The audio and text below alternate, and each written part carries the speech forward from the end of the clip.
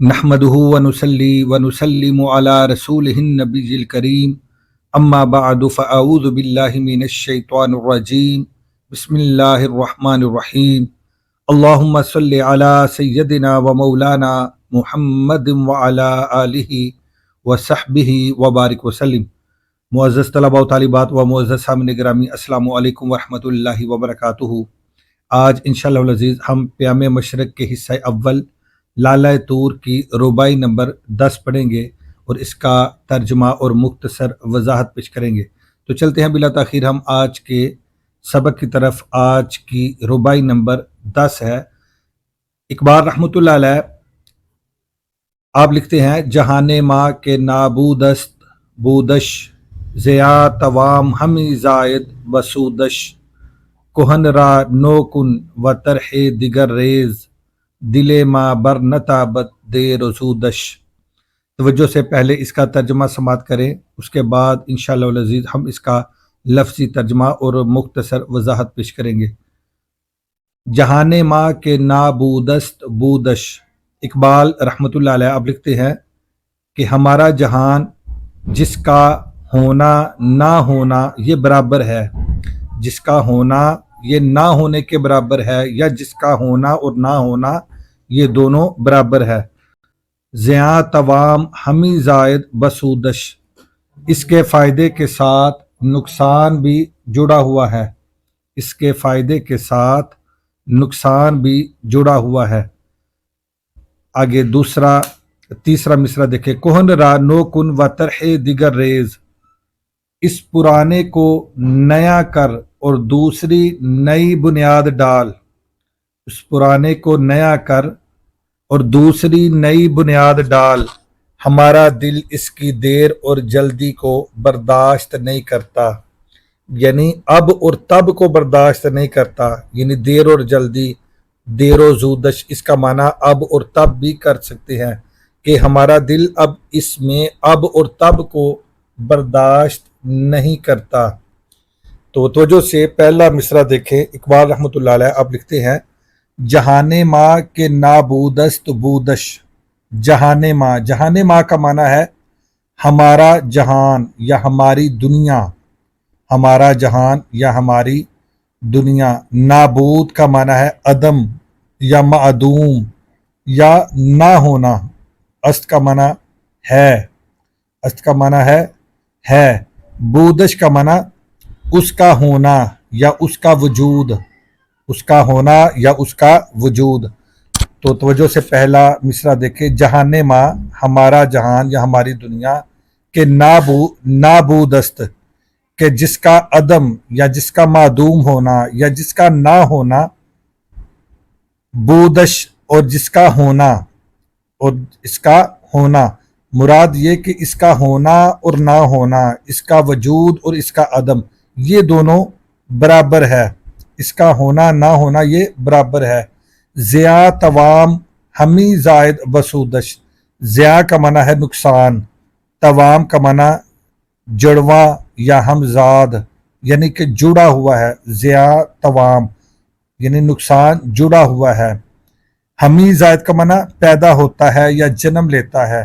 بسودش، سود کہتے ہیں نفع کو یا فائدے کو، بسودش اس کے فائدے کے ساتھ، یعنی اس دنیا کے فائدے کے ساتھ نقصان بھی جڑا ہوا ہے، اس کے فائدے کے ساتھ نقصان بھی جنم لیتا ہے، یعنی جہاں فائدہ ہے وہاں نقصان بھی ہوگا، جہاں فائدہ ہوتا ہے وہاں نقصان کا بھی احتمال ہوتا ہے اور اس کے ساتھ نقصان بھی جڑا ہوا ہے۔ جہان ماں کے نابودست بودش، ہمارا یہ جہان یا ہماری یہ دنیا کہ جس کا ہونا اور نہ ہونا یہ ایکول ہے، برابر ہے، جس کا وجود اور جس کا عدم یہ برابر ہے، اس کا ہونا نہ ہونا برابر ہے۔ ضیا توام ہمی زائد بسودش، اور اس کے نفع کے ساتھ، اس کے فائدے کے ساتھ نقصان بھی جڑا ہوا ہے، اس کے نفع کے ساتھ اور اس کے فائدے کے ساتھ نقصان بھی جڑا ہوا ہے، یا نقصان بھی اس کا ہمزاد ہے، یا جہاں فائدہ ہوتا ہے وہاں نقصان بھی جنم لیتا ہے یا نقصان کا بھی احتمال ہوتا ہے۔ آگے تیسرا مصرع دیکھیں، اقبال رحمۃ اللہ علیہ اب لکھتے ہیں کوہن را نو کن، کوہن کہتے ہیں پرانے کو اور نو کہتے ہیں نئے کو، کوہن را نو کن پرانے کو نیا کر، و طرح دیگر ریز، طرح دیگر کا معنی دوسری بنیاد اور ریز کا معنی تو ڈال، و طرح دیگر ریز آپ لکھتے ہیں کہ کوہن را نو کن پرانے کو نیا کر، و طرح دیگر ریز اور ایک نئی بنیاد ڈال، اور ایک نئی بنیاد ڈال، دل ماں بر نتابت دیر و زودش، دل ماں ہمارا دل بر نتابت برداشت نہیں کرتا، ہمارا دل اب برداشت نہیں کرتا، دیر و زودش اس میں دیر کو، اس میں دیر کو اب ہمارا دل برداشت نہیں کرتا، اب اور تب کو برداشت نہیں کرتا، یعنی میں اب کروں گا یا تب کروں گا، اب اس چیز کو اب اور تب کو ہمارا دل برداشت نہیں کرتا، یعنی فوراً تو اس پر عمل کر اور اپنے پرانے کو اب نیا کر، اب نئی طرز ڈال، پرانے کو نیا کر اور ایک نئی بنیاد ڈال، پرانے کو نیا کر اور ایک نئی بنیاد ڈال، اب اس میں ہمارا دل دیر کو بالکل برداشت نہیں کرتا۔ تو امید ہے کہ آج کی یہ ربائی آپ نے اچھے طریقے سے سماعت کی ہوگی، لفظی ترجمہ سمجھ لیا ہوگا اور کچھ مفہوم بھی آپ نے اس سے اخذ کر لیا ہوگا۔ اقبال رحمۃ اللہ علیہ نے کیا خوب کہا، آپ کہتے ہیں کہ خودی کو کر بلند اتنا کہ ہر تقدیر سے پہلے خدا بندے سے خود پوچھے بتا تیری رضا کیا ہے، ستاروں سے آگے جہاں اور بھی ہیں، ابھی عشق کے امتحان اور بھی ہیں، تو شاہی ہے پرواز ہے کام تیرا، تیرے سامنے آسماں اور بھی ہیں، جہان نے تازہ کی افکار تازہ سے ہے نمود، کہ سنگ و خشت سے ہوتے نہیں جہاں پیدا۔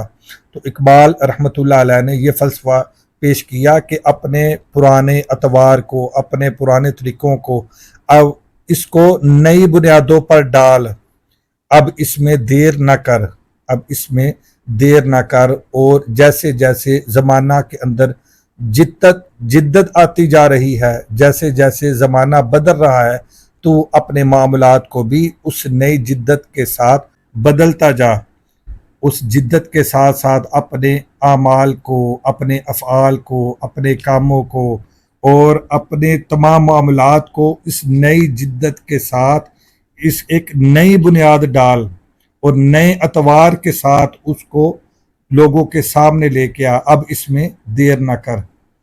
تو امید ہے کہ یہ ربائی بھی آپ نے اچھے طریقے سے سمجھی ہوگی۔